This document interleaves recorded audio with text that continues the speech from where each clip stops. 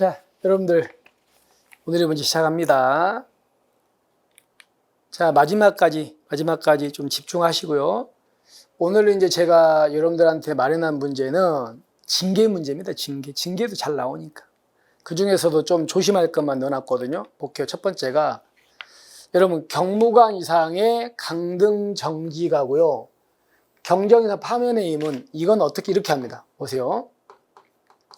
경찰청장님의 추천이다, 제청이다, 제청입니다. 그리고요, 조심할 게 행정안전부 장관과 국무총리 두 사람은 거치입니다. 거쳐. 그래서 결국은 대통령의 행사입니다. 이거는. 아시겠죠? 그러니까 보세요. 청장의 추천 잘못됐어요. 그죠? 제청도 잘못됐고 이렇게 돼야 돼. 그러니까 X. 기억하시고. 그 다음에 이제 두 번째. 자, 보세요. A라는 사람이 징계사유에 해당하는 잘못을 저질렀습니다. 그러면 A의 소속 기관장은요, 당연히 이제 징계위원회를 열어가지고 의결 요구를 할 수 있다요, 의결 요구를 해야 된다요? 해야 된다거든요. 근데 해야 되는데 언제 해야 됩니까? 언제? 지체 없이. 지체 없이 의결 요구를 해야 됩니다. 따라서 거기 나와 있는 대로 30일 이내가 아니고 지체 없이라는 거 기억하셔야 돼요. 됐죠? 잘못됐습니다. 두 번째 됐고, 세 번째. 자, 보세요. 제가 이런 일 들었죠. A가요, 동작서 순경이거든요. 근데 이 사람이 음주운전하다 걸렸어. 경찰이. 음주운전을 어디서 했다고요? 강남경찰서 관할구역에서 했어요. 그래서 이 A가 이제 강남서에서 걸렸거든요. 그러면 강남서장님이 확인해 보니까 이 사람은 동작서 현직 경찰이잖아요. 그러면 당연히 강남서장은 이 사람이 소속 기관장인 동작서장한테 알려주겠지. 니네 경찰 우리 관할에서 음주운전에 걸렸다. 그러면 동작서장은 이제 이러면 확인하면요, 징계위원회 여러 가지 의결 요구해야 됩니다. 근데 이렇게 다른 기관에서 날라온 사건은 며칠 이내 의결 요구해야 돼? 30일이야. 아까 이 사람이 직접 알았다면 지체 없이잖아. 근데 다른 기관 통보해서 30일입니다. 따라서 지체 없이가 아니고 이게 30일 이내 의결 요구해야 된다. 이렇게 돼요. 다른 기관 통보 사건이니까. 아시겠죠?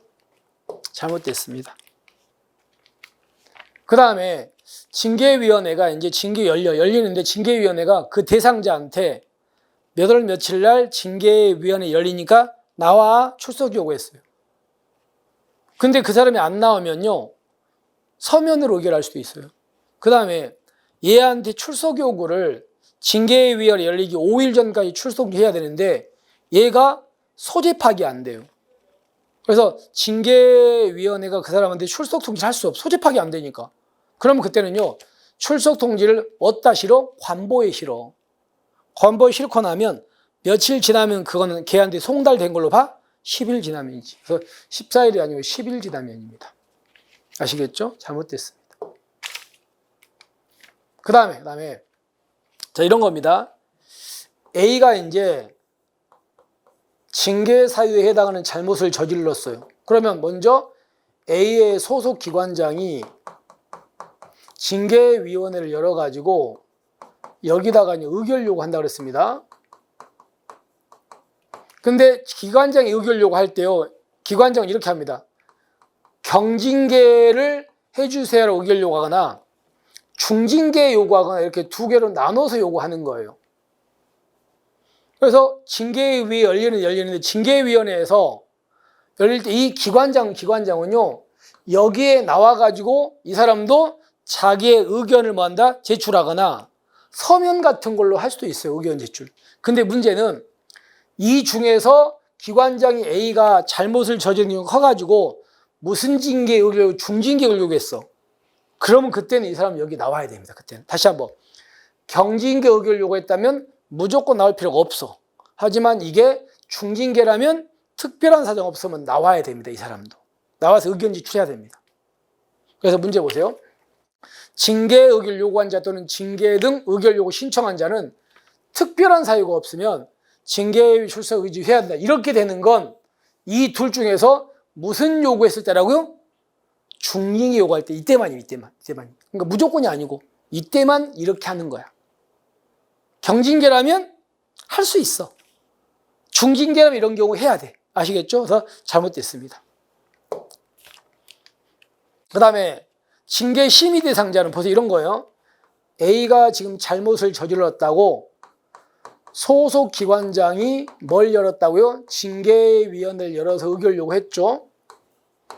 그럼 징계위원회가 여기서 이제 이 사람한테 징계를 때릴까 말까, 때린다면 무슨 징계 때릴까 결정하기 위해서 여기서 의결을 한 거야. 근데 여기서 의결하는데 징계위원회가 B라는 사람을 증인으로 채택했어요.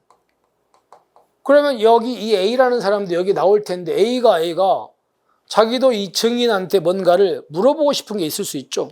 그러니까 이 사람이 야, 나도 얘한테 좀 물어봅시다라고 증인신문 신청할 수 있거든요. 그러면 징계위원회는 얘가 증인신문 신청했다고 해서 무조건 다 들어주는 건 아니고 징계위원회 뭔가 의결로 이거를 들어줄까 말까를 결정합니다. 그래서 이거예요. 징계 등 심의 대상자 이 사람은 증인신문 신청할 수 있는데 이 경우에 징계위원회 위원장이 결정하는 게 아니고 뭐 한다고요? 위원회 의결로. 의결을 통해서 여부를 결정하는 거예요. 위원장이 아니고. 잘못됐습니다. 자, 그러면 정리해 볼게요.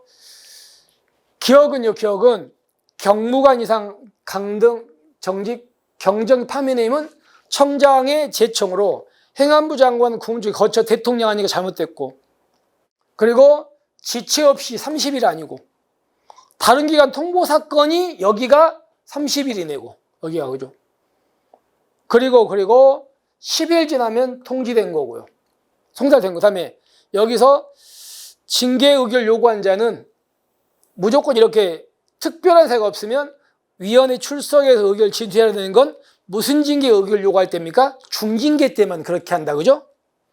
그리고 증인신문 신청할 때 여기는 위원회 의결로 채택 여부 결정한다. 다 틀렸죠. 자, 그렇게 해가지고 확인하시면 되겠습니다.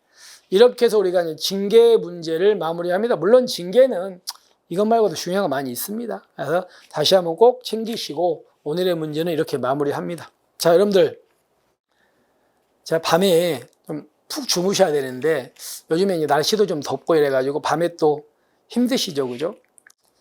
그래도 이제 하루 이틀만 지나면 여러분 해방이잖아요. 해방이고 이제 합격하실 거잖아. 그러니까 조금만 힘내시고요. 좀 이틀 정도만 좀 버티시기 바랍니다. 자, 오늘 고생하셨고요. 우리는 내일 이제 마지막 문제로 찾아뵙겠습니다. 수고하셨습니다.